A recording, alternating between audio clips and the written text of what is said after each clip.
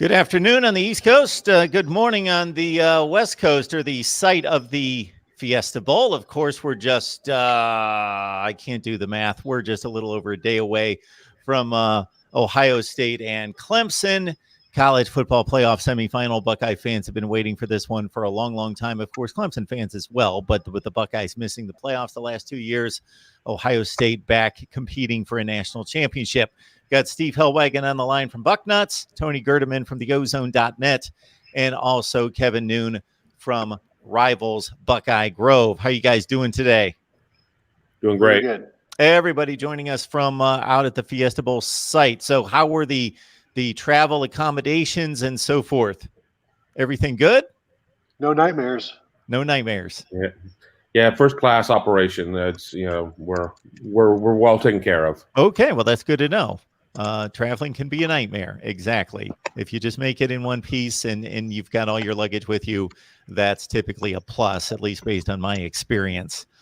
Any particular happenings surrounding the football team? Anything said, anything done that upon their arrival that has caught anyone's ear or eye? We'll start with you, Steve. Steve, you got us? Nothing from Steve right now. Tony, anything I think the first thing was when we talked to the players a couple of days ago. Justin Fields said he wasn't happy that his knee wasn't where he thought it would be. He put it at 80 to 85%, and still planning on wearing a smaller brace. But then when we talked to them yesterday, he was asked about his knee, and he told him that he said that coaches don't want him talking about his knee. He's not talking about his knee anymore.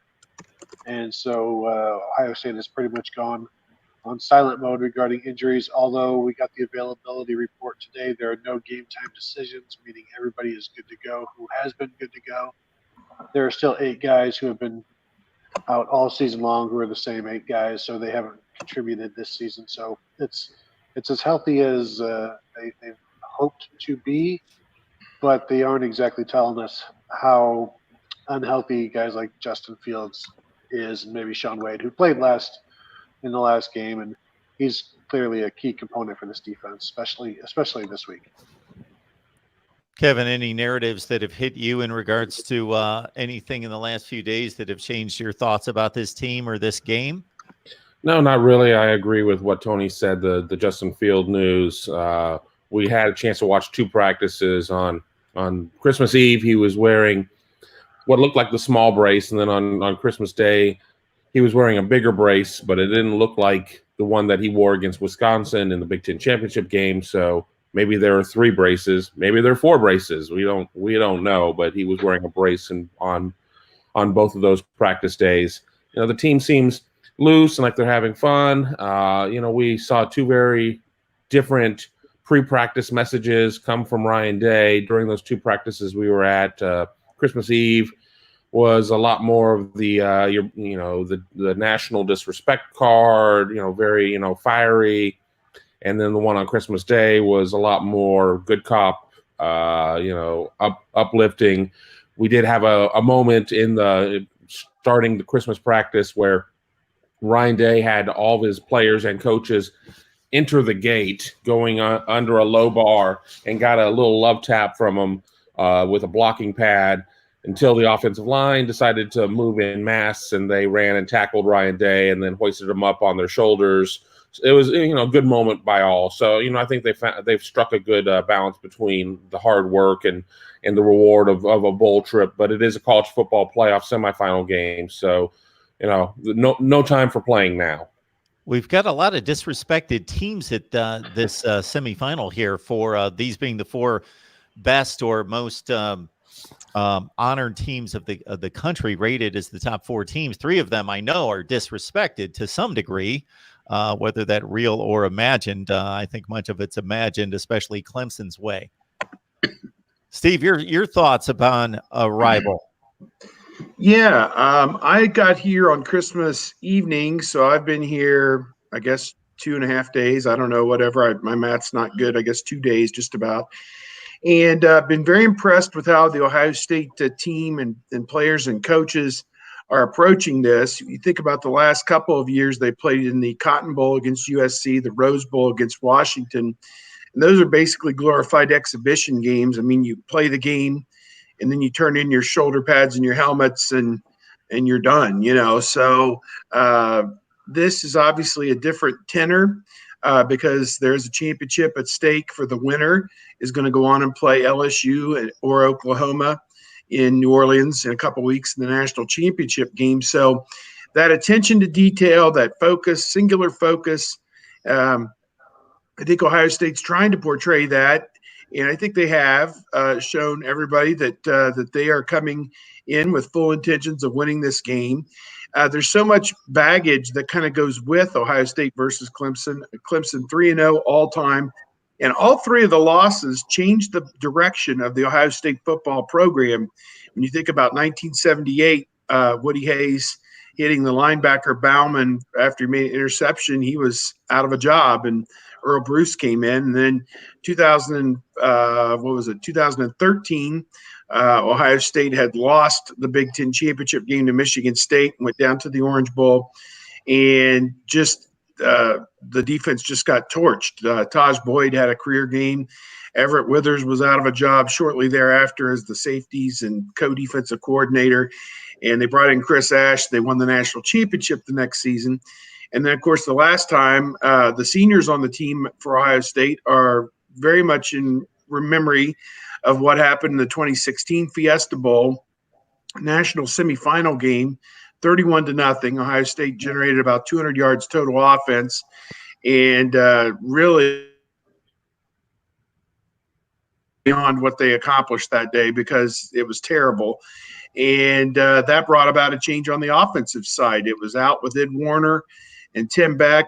And then obviously, they bring in the guys on the offensive side of the ball with Ryan Day kind of spearheading the future of the program there, and ultimately now the head coach at Ohio State. So 3 losses to Clemson that have each had a major impact on the direction of Ohio State football. And, maybe the 4th one will have a positive ending and a much more positive direction, pointing this team toward the Bayou and not back to Columbus for the long off season. Well, I see 31-0 written all over the place, and for better or worse, or there will be some sort of change. It will be added to or subtracted from after Saturday night to some degree from these Clemson fans that love to throw that up there, and rightfully so. That's part of college football and athletics, and being a fan, you can do whatever you want. Kevin, we know you need to duck out from time to time, so certainly do whatever you need to do, but I'll pitch this to you first and foremost. Is there any other more important indicator early in this game, and you guys can all comment on this, than seeing how healthy Justin Fields is running the football?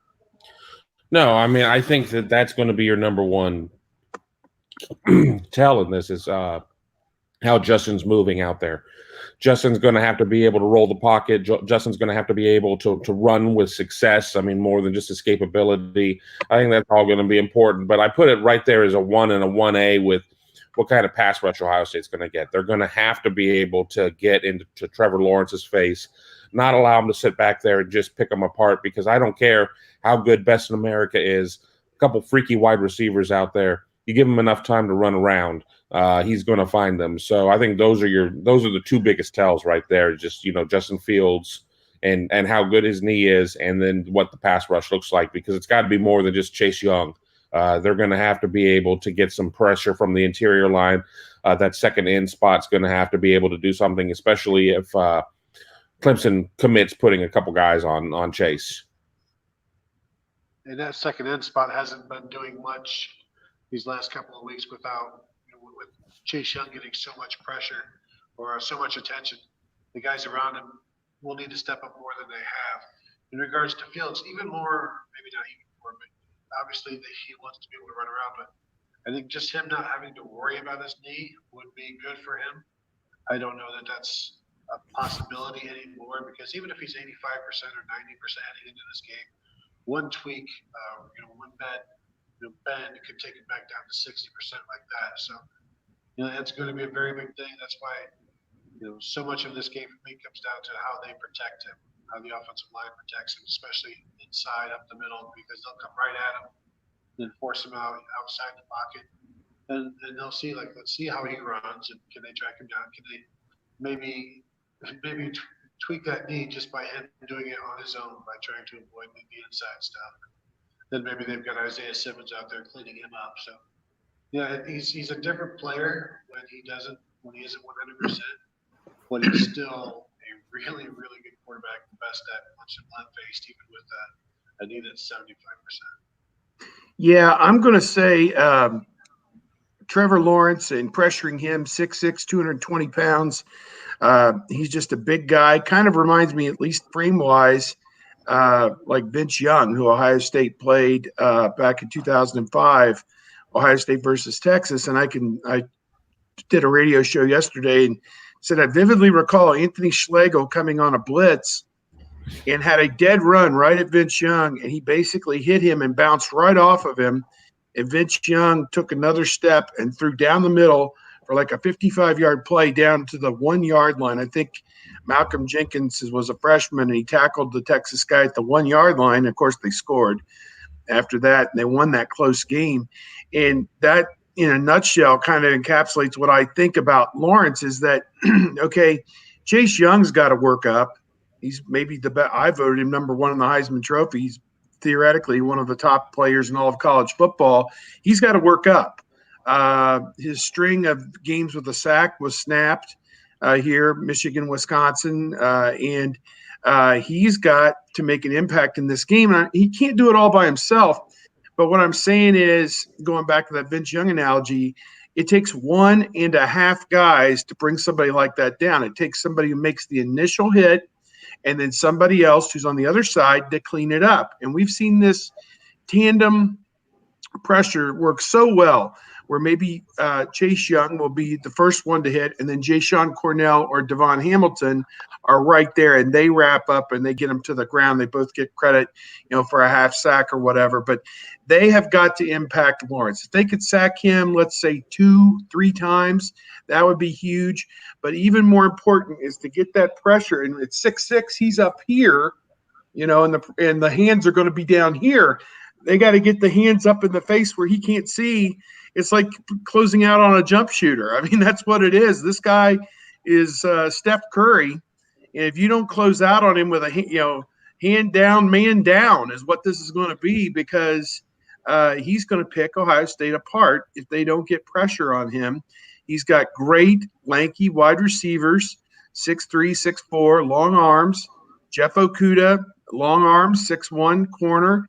He's going to be put on an island, and he and Shaun Wade, if they think they're number one first-round NFL draft picks, this is the game where they get to go out and show the world they are NFL caliber lockdown corners. This is their final exam in that regard. So I think about all those things, but Lawrence, I mean, he is the, as Reggie Jackson used to say, the straw that stirs the drink. So that's kind of where I look at.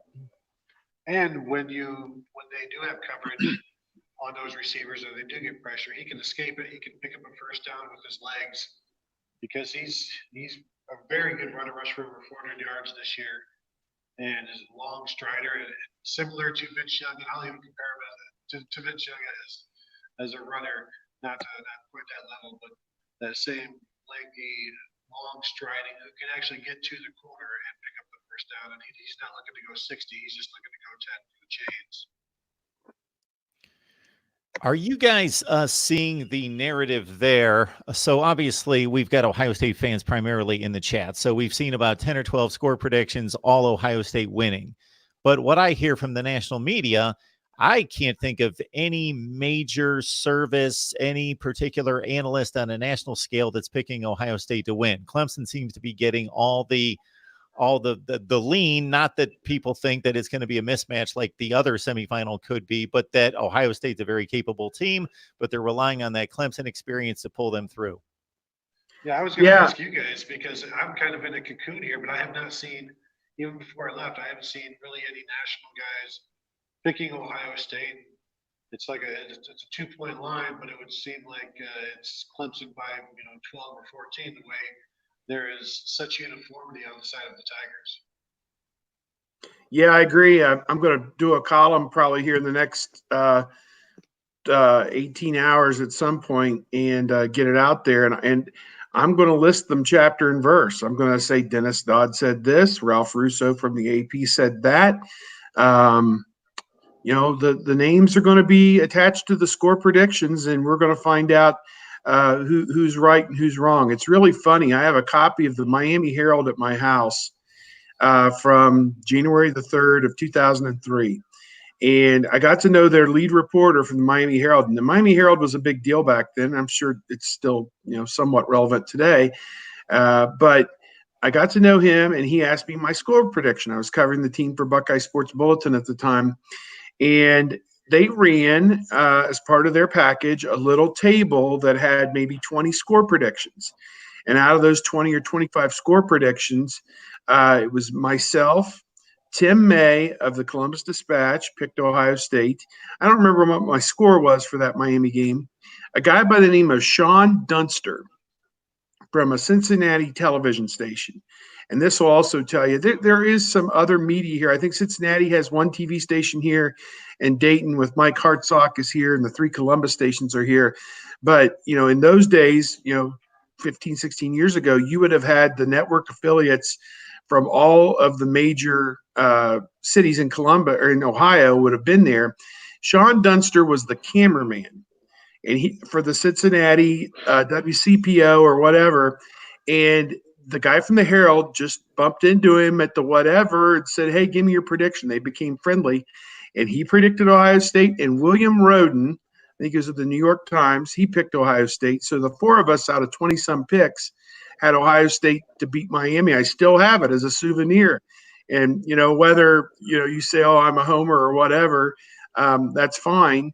But I can tell you, if I had it in front of me, I could tell you what the Dodds and the 40s and the Stewie Mandels and all these guys had to say about it. And it wasn't pretty. So we got the same thing going here. Ohio State played one bad half of football, and it just is in everyone's recent memory. They were behind 21-7. And I think people are of a mind that if Ohio State plays anything like that in this game, they're going to get blown out. And, you look at those ESPN, it's all the Clemson Tiger Paw, or whatever that thing is, all across there, lined up one after another. So, I guess they're going to play the game tomorrow. Like I joked last week, this is foolish. This is a fool's errand here. They should just ship the trophy to Clemson. I mean, they won it last year, for God's sake. I mean, what do they have to win it again? Well, it's not nearly as good a story, Steve, but I was tied with about 7 or 8 people at work that particular year for bowl predictions, and that was the tiebreaker, and I was the only one out of the 7 or 8 that picked Ohio State, so I won the pool.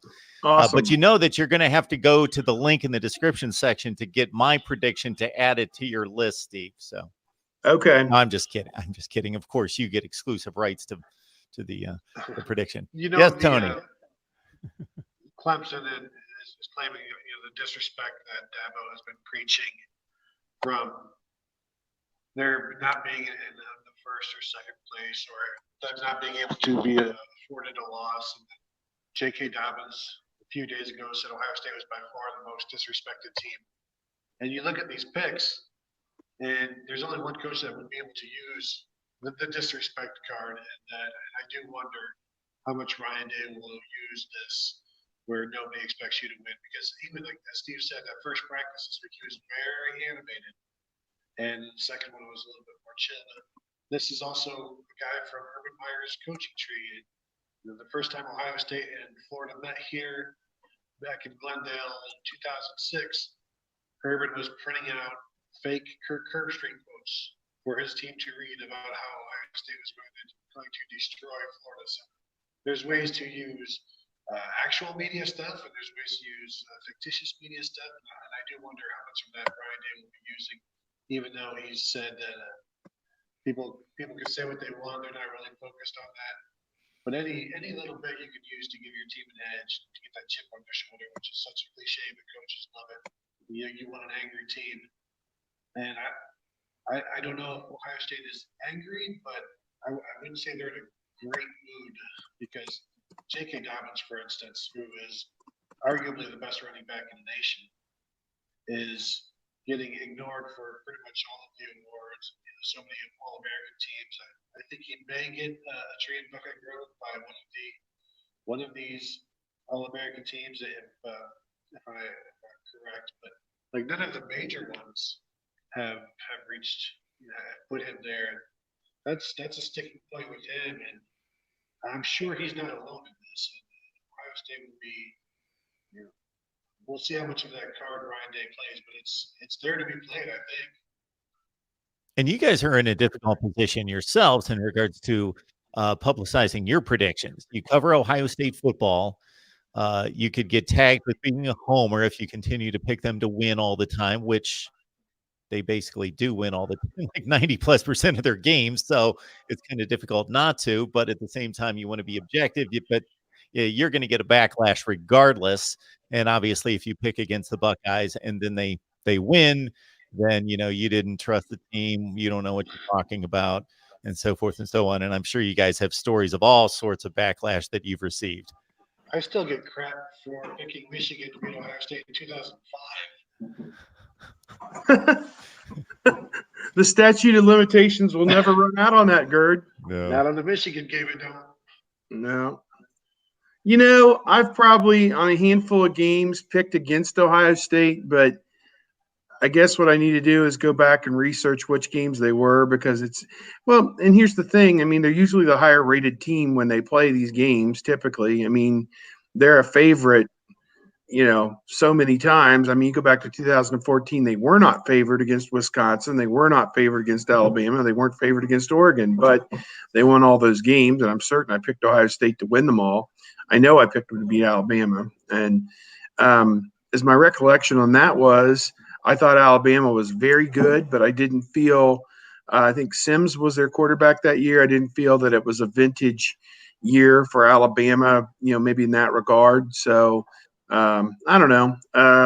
Looking at this game, I mean, people are picking Clemson, but I don't think a lot of people are picking them to blow Ohio State out. I think they're just picking them to win the game. And it's a 2-point favorite, which means it's essentially a pick the winner of the game situation. So I'm more inclined to go with Ohio State just because I feel like they've got the edge in special teams. I think their offensive line is going to line up and dominate that matchup with the Clemson defensive line and create creases for J.K. Dobbins. But going back to what you guys discussed earlier with Kevin, that if Fields is not healthy and there's no threat that Fields is going to run the football, then Clemson can tee off on J.K. Dobbins, and that creates a problem because like we saw in the Wisconsin game and some of the games, there weren't many that they struggled. They fell behind and down a distance, 2nd and 8, 2nd and 9. Those are hard to manage. So you want to get ahead. You want to get 5-6 yards on first down. So now the entire playbook is available, and you can, like you're ordering off a menu on those new kiosks at McDonald's, or you're, picking out, furniture for your house or whatever online. You got the whole array right there that you could choose from. And to me, that's what's going to be critical for Ohio State. We talked to Urban Meyer yesterday. He was hanging around, and then we latched on to him like vultures, and he couldn't get away from us. But he was talking about the first 7 minutes of the game being so critical because these are two teams who haven't faced anybody like these two teams. These are the best teams they're going to face. And so it's basically the first two drives of the game for each team. He wanted to see how it turns out because who can handle the pressure, who can handle getting punched in the face, and if you get a score there, now you've got some momentum. But his concern for Ohio State and for both teams was, can you get those first 2 first downs? That calms everything down, but then it also allows you to flip the field if you need to punt. And he said, one thing you can't do is give up a mindless play, and now you're backed up in your own territory, and you punt, and now you've given the opponent the ball at midfield, and now they have a much easier road than you did to scoring, and now they've got the momentum. So he was very interested in seeing how those first 7 minutes went, those first 2 possessions, and that's one of Urban Meyer's concerns is getting field position in order to punt, Ryan Day has latched on to that as well. That's the Meyer plan to win that is carried forward with Ryan Day, and it's very trestle bally when you talk about we need 2 first downs because our goal is to punt, and that's kind of it's almost sacrilegious to say when you're an offense scoring nearly 50 points per game, but that's kind of the first goal is find some room to punt, and then if you can score instead, great. So, folks, we've got these gentlemen for about 15 more minutes. So if you've got any comments or questions that you would like Steve, Kevin, and Tony to respond to, please leave them in the live chat. Between Ryan Day and the rest of the coaching staff and the players, are they getting beat over the head about 2016? Yes, there have been a lot of questions about that. And, of course, Ryan Day says, I wasn't here. He disavows any knowledge of it. I think the seniors, like KJ Hill, he obviously would have played in that game. Jordan Fuller, I looked it up. I did a story on him. He had 1 tackle in that game. Ohio State had the All-American Malik Hooker and Damon Webb were the starting safeties. I presume Fuller got his tackle, probably covering a punt or a kick. But some of the other guys, Robert Landers was on that team, Jay Sean Cornell, and a lot of the guys. I'm sure Bowen and, a lot of them, although they didn't play roles perhaps in that game or on that team, they probably got in late in the fourth quarter when it was 31-0, a lot of them, but not a pleasant memory. And as I outlined earlier, at least they have some playoff experience with one go round through this thing. The rest of the team does not.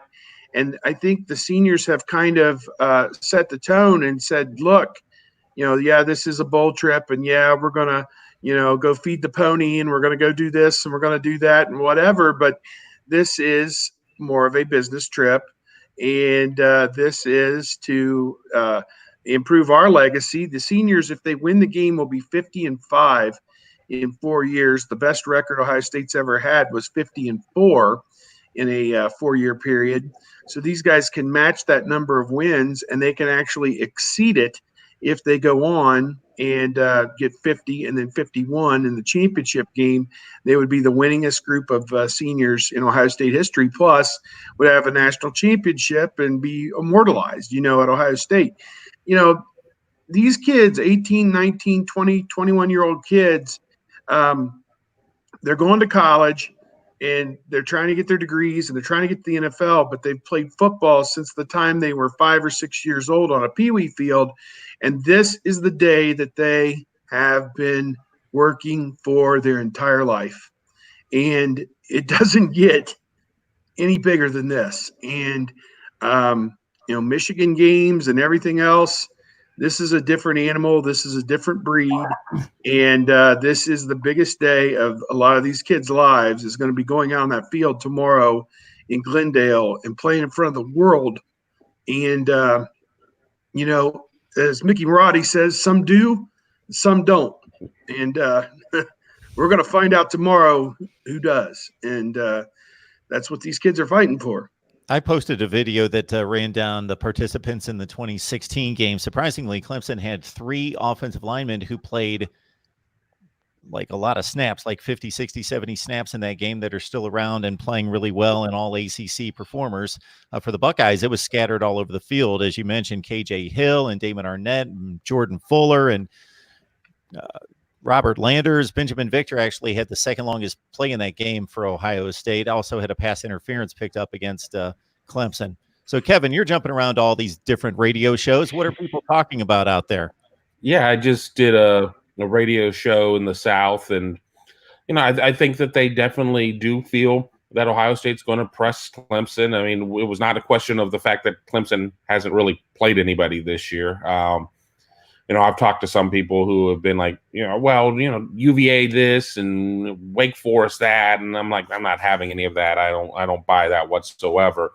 But just because you haven't played anybody doesn't mean that your team isn't good.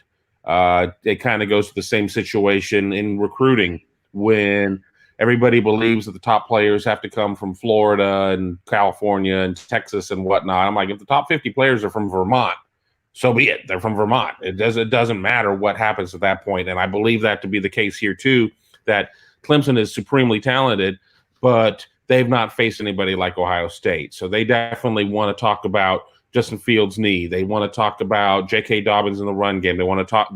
They're very interested in talking about Ohio State's secondary and how they're going to perform. And then, of course, we always get into a nice debate over who the true DBU is. So those are really the kind of things that I've talked about here as I've been doing my radio tour today.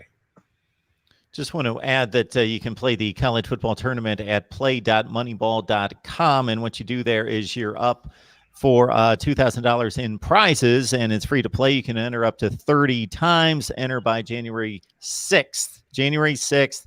Play up to 30 times. You can win up to $2,000 in prizes, making various score and statistical predictions on the college football playoff games, but this one specifically for Ohio State fans. Tony, as we've got you guys for about 10 or 12 minutes, your keys to the game outside of the obvious of the turnover margin. If it's 5-0, some team's going to have a huge advantage. Well, for me, I go back to what I've said all along, and I believe Ohio State runs the ball and they protect Justin Fields, they will win. I don't know how well they can protect Justin Fields because other teams have struggled, have been able to get to him, especially Wisconsin. I think they sacked him 5 times in each game, coming up the middle of those blitzes. We know Brett Venables is going to bring a lot of blitzes. So if they can pick those up, I like Ohio State's chances. I think they'll be able to run the ball. It's interesting that a few days ago I was on a show and I picked Clemson because I wasn't prepared to give a pick. So I just thought, I'll go with the safe one. Maybe it's like maybe that's what everybody else is doing nationally. Go with the safe pick. But then the more I talk to the Clemson beat writers down here, and they tell me well, the defensive line isn't that good. Their best player is a freshman, and the safeties are okay, but nobody's really been able to take advantage of that. And the linebackers there's Isaiah Simmons, and then there's everybody else. And I start to feel like maybe Ohio State is more prepared to face that than Clemson is prepared to face Ohio State. But for me, it still comes down to run the ball, protect Justin Fields, and I think Ohio State can outscore anybody.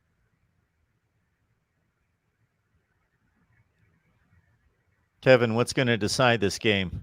I think it's going to be who can run the ball. Travis Etienne, quietest 1,500-yard season that I can remember in recent memory, just does a great job of breaking tackles.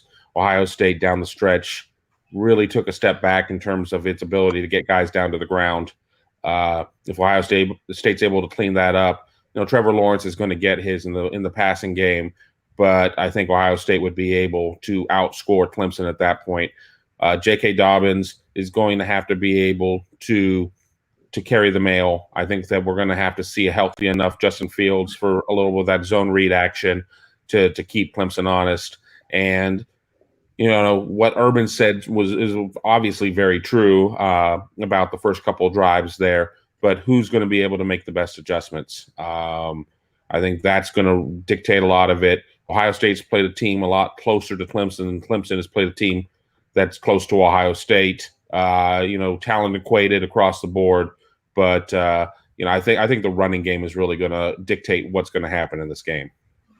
Yeah, I would agree with what Kevin just said. I think it's incumbent on Ohio State, as I outlined earlier, to get J.K. Dobbins off. Justin Fields can't play tentative. Okay, let's say he is 80-85%. They don't intend on running him a lot. I think they need to show it early just so Clemson will respect it, whether they intend to do it a whole lot or not. I'm not saying put him in harm's way or injure him or anything like that, but I think it is part and parcel of his game and their game that, he is going to typically run it 7 or 8 times a game, maybe more, maybe less. And I'm interested to see what kind of condition he's in. And I think this game, to me, I think the offenses can move the ball between the 20s, but when they get down, let's say the 20-yard line, is somebody going to backpedal into pass pro because they're worried about the pressure coming off before the snap, and now you're knocked out of field goal range, or you're not going to get a touchdown on that drive? Is there going to be a blown coverage in the red zone? to where somebody gets a cheapy touchdown. I mean, we've seen how many times this year Ruckert in the championship game, the last game, there wasn't anybody within 30 yards of him. And it was all Fields could do to get him the ball. He had to reach way up in the air and snag it out of the air with one hand to bring it in. And who's going to make that red zone mistake? Maybe turn it over in the red zone or turn it over on your own 15-yard line and put the other team in the red zone.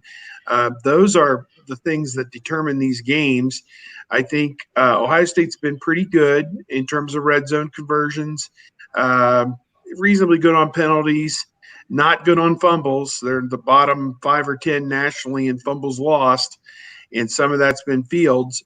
So it kind of cuts both ways. Lawrence is a surgeon, and as we said, if they give him time, he's going to pick them apart. So, and we've seen that in the past too. So again, I just think we are in for one heck of a football game.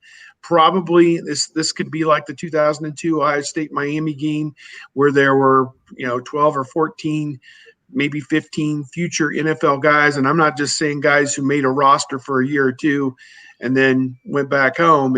These are guys that are going to play 4, 5, 10 years in the National Football League, probably as many as 10 of them on each side. So it's going to be one of these epic battles, sledgehammer back and forth. And I'm excited for it. You were trying to count the hours. I think it's like 30 and a half hours right now till we get there and get it going. Thank you, Steve. It would have taken me a few more minutes at this time of the day, especially. We're getting a number of questions about that are pretty unintelligible, but I'll try to make some sense out of them concerning the coaching staff. Are we concerned about any more coaches leaving? Ryan Day doesn't seem to be concerned about losing any of the defensive guys other than Hafley. I know there's a lot of reports about Mike Yursich going to Texas.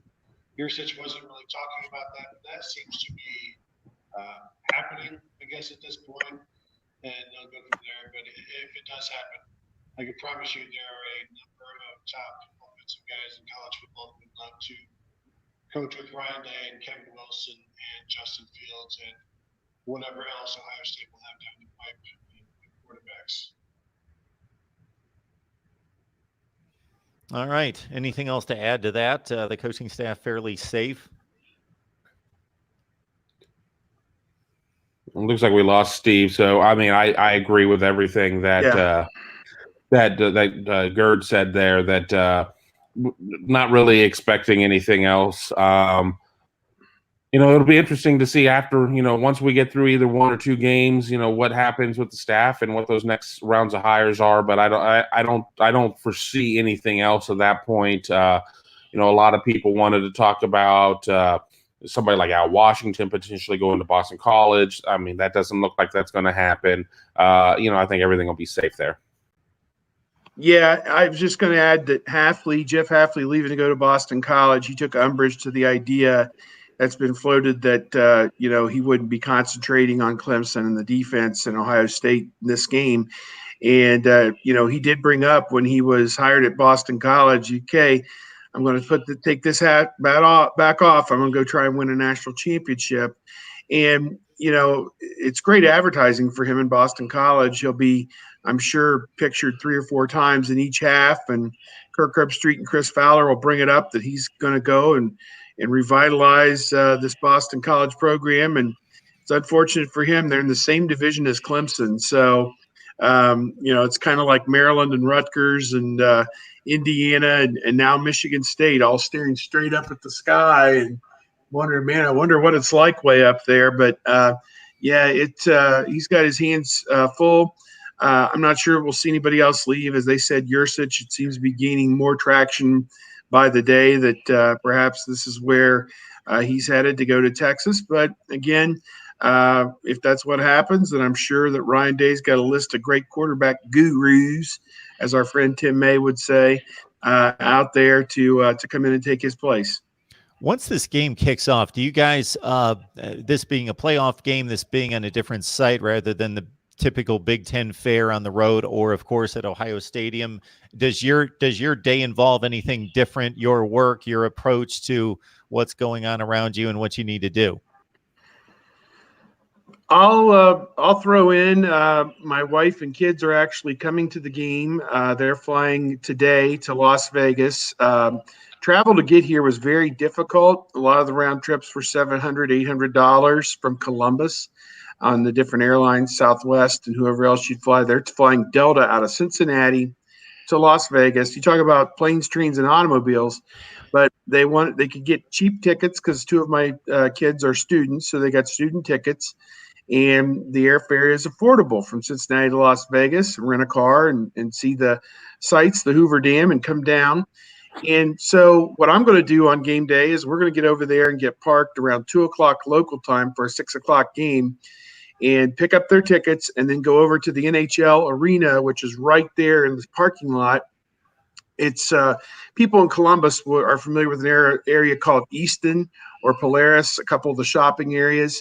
They have something like that there near the stadium, and there'll be bars and restaurants, and I'm sure they'll be packed with people watching the LSU and Oklahoma game, which precedes the Ohio State game. And then about 6 o'clock, 6:30, I'll probably go over to the stadium and check in and Eastern time and get ready. I'm going to take pictures tomorrow, be down on the field, and maybe we'll have one of those moments like the Oregon National Championship game where Ezekiel Elliott scored a touchdown and ran right up to me. So that would be kind of cool to be etched in immortality and history forever with a moment like that. If anybody wants to make any kind of score comparisons, Michigan State and Wake Forest kick off in about 2 hours. If you want to do anything there, Wake lost to Clemson by 49. And, of course, Ohio State handled Michigan State, not nearly in dominant fashion, but pretty close at, 34-10.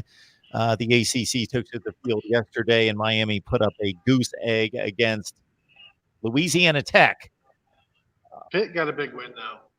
Pitt had a big win against a 3-5 team out of the MAC.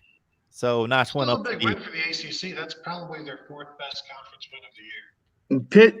Pitt trailed for like 58 minutes of that game too. Like it was like 50 seconds to go. They finally took the lead for good. And then the poor kid from Eastern Michigan had to go off and assault the official like that. But he'll be suspended for his first 4 Canadian League games or something. I am going to post a video probably on Sunday when there are no games. The ACC opponents this year are, of course, Ohio State, Florida. Then it drops off considerably. Cincinnati, Mississippi State, Michigan State. Then a host of group of fives. Louisiana Tech, Eastern Michigan, Temple, Kentucky, not. But Arizona State, not nearly as tough as what the Big Ten is facing with Clemson, Oregon, Auburn, Alabama, Memphis, USC, Tennessee, and Cal. Even Illinois has to play a decent team. So when the bowl records come out for the conferences, let's not go straight just to the winning percentage. Let's actually understand who teams are playing and who conferences have to play. Make sure you tell Dabo that. I'll try to get the word to him. All right, gentlemen. Certainly you guys are welcome to hang out, but I know you're on a short leash and have so many commitments out there. I appreciate you guys taking the time to meet our live show this week and to do it on location. It's good stuff. Absolutely. Are we doing predictions You real can quick? do predictions, or you can point people in any other direction you would like. So, Steve, we'll start with your prediction. Yeah, I posted mine 2 days ago on our game data page. I just thought, Ryan Day, maybe he's the Lincoln Riley here, and Dabo Sweeney is the Urban Meyer. And I'd likened it to that game a couple years ago where Riley, in his second game as a head coach, went into Ohio Stadium and beat Urban Meyer's 16th year as a head coach, 3 national championships. Obviously, it helped he had the best player in college football that day on the field with Baker Mayfield. But certainly, I just think Ohio State with Ryan Day, he's harnessed the human spirit. And, Clemson, they may bring their guts and may bring their 6'6", 220-pound quarterback and the freak Isaiah Simmons on the other side and so on and so forth. But, let's not, they put their pants on one leg at a time, just like everybody else. And they haven't been in a situation like this all season against the talent-equated situation. I mean, and you think about maybe Ohio State hasn't played a group of wide receivers like Clemson, but they did play KJ Hamler and Donovan Peoples-Jones, and Quintez Cephas gave them some fits in the second game from Wisconsin. So maybe it wasn't in one game, but they played like guys. I mean, at various points in the season. So they played Jonathan Taylor. He's as good or better than Travis Etienne. So I don't know. I'm saying 34-31 Ohio State. Down to the wire, Buckeyes pull it out. I'll jump in. Go ahead, Gary. All right, I'm going. I don't have as long of an answer there. I just think that this is the year that Ohio State exercises the demons. In 16, they had to make some changes of where they had coaches seated in press box versus the field, et cetera, et cetera, et cetera. While I did pick Ohio State to win that year 35-23, I think I probably knew in my heart of hearts that offense was extremely limited. Maybe we just weren't ready to, or at least I wasn't ready to anoint Clemson as a perennial power, which they certainly have now at this point. But I think that the Ohio State passing game, backed by the Ohio State running game, but I really think that Justin Fields will come out about 95%. He'll have a big game throwing it to Chris Olave and to Garrett Wilson. Defensively, I think they'll stymie the run enough to really make Clemson one-dimensional, and that'll still be good enough for 31 points. But I like Ohio State to score 35, so 35-31 Ohio State. When I was pressured for a score prediction a few days ago, my immediate thought was 34-31 Clemson. And so I'm going to stick with that because you should never go against your first intuition and anything, including especially sports score predictions. So that's what I'm going to do. I'm going to go 34-31 Clemson, even though, like I told you guys, if Ohio State can run and they can protect Justin Fields, I think they'll be fine. But then I go back to that first half against Michigan with Shea Patterson throwing the ball all over the place. Of course, there's no Sean Wade there. But Ohio State is going to have to adjust much quicker than they have in the past couple of games. Now, they've shown an ability to adjust very quickly. Go back to the Nebraska game. But I'll go Clemson just because that was my first thought, and I'm going to stick with it. And if I'm wrong, I'll see you guys in New Orleans. When you watch sports for a long time, you rarely get surprised by anything. But I would be somewhat surprised if this is not just a really, really good game. And we've had 5 years of playoffs. We had a good Ohio State-Alabama semifinal game and the Rose Bowl with Oklahoma-Georgia. Other than that, it's typically been bad games in the semifinals because there's been one or two teams that have differentiated themselves. And maybe we've got 3 teams this year. That's what everybody thinks. Most people think. That's what I personally think as well. But I think this is the best. These are the 2 best teams in the country, I believe. I think LSU's close, very close, and maybe they'll prove me wrong and win the whole thing. But I think this is another Ohio State-Alabama type matchup from 2014 where we've got the 2 best teams, and the winner of this one will win it all. I like your thinking. All right, gentlemen, I appreciate it. Can't express to you how much I appreciate it because I know how much you guys have going on. So thank you much for making our Ohio State Buckeyes live show happen this week. Enjoy the game, get all the work done, and do all the good work that you typically do. And we will see you back here at some point next week, hopefully. All right. Take care. Bye.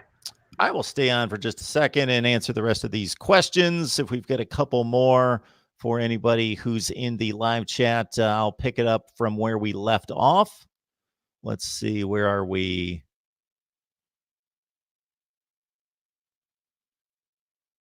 Jay Jobs, we just got that taken care of. So we've got Tony going with Clemson, Steve with Ohio State, and Kevin with the Buckeyes as well.